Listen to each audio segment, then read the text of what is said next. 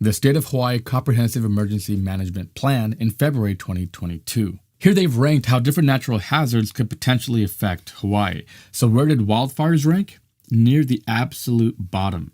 And what's really surprising is they have a low score for the impact and risk to people. That sounds a bit insane, but we'll come back to this. Trust me, there's a lot to unpack. There are currently 3 active fires: the South Maui fires, Upcountry, and the West Maui fires. The fire that burned Lahaina resulted in most of the destruction, and it was from the West Maui fire.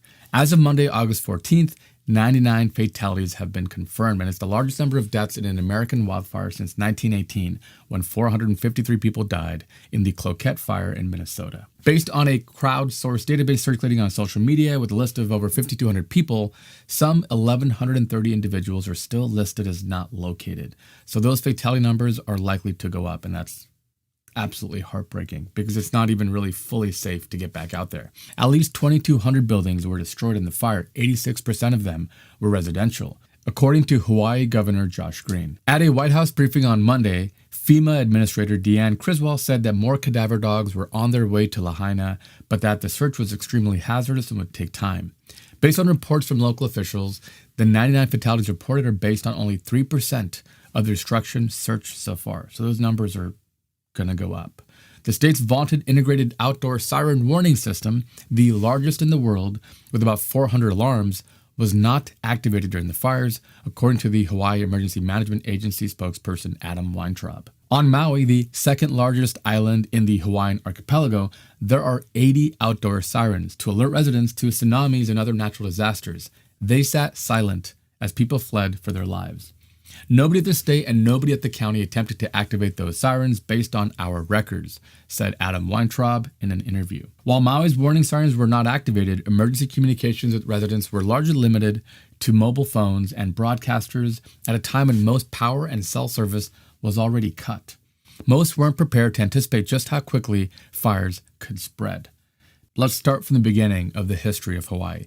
In 1826, the first Hawaiian-U.S. Treaty of Friendship, Commerce, and Navigation was signed. In 1843, Kamehameha III cedes the island to Great Britain on February 25th under force. Great Britain eventually reinstates Kamehameha III as ruler of Hawaii. In 1845, with growing fears of a foreign takeover of Hawaii and its land, the Board of Commissioners to Quiet Land Titles is established. An act authorized the sale of government land to foreigners. In 1848, Kamehameha III's land distribution, the Great Mahele, begins. It's a process rather than a one-time event where lands are divided between the king and chiefs. And this is where the beginning of the distribution of Hawaii begins, because before all of this, Hawaii was not owned by any individuals. The people of Hawaii believed that the land was owned by God. But now King Kamehameha III fills his cabinet with foreign ministers. Not everyone is pleased with the growing influence of missionaries. It's a new era of prosperity for missionary families as they start plantations growing things like sugarcane and pineapple.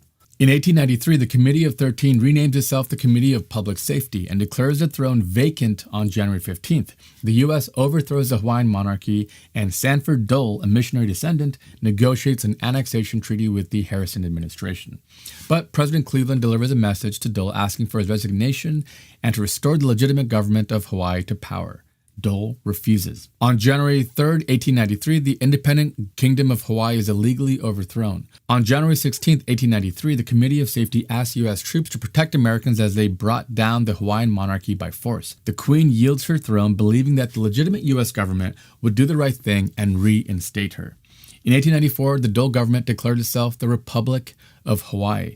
And fun fact, for about 4 years, Hawaii was its own country. So the Republic of Hawaii had its first president, which was Sanford Dole. On July 7th in 1898, through a joint resolution of Congress, Hawaii is annexed. All Hawaiian crown lands are ceded to the U.S. Come April 30th, 1900, Hawaii is a U.S. territory, and Sanford Dole is appointed the first governor.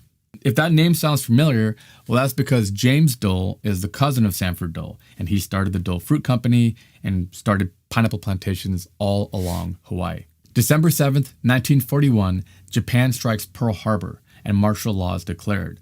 But surprisingly, Hawaii still wasn't a state, because Hawaii wouldn't become a state of the U.S. until 1959. Why does all this matter?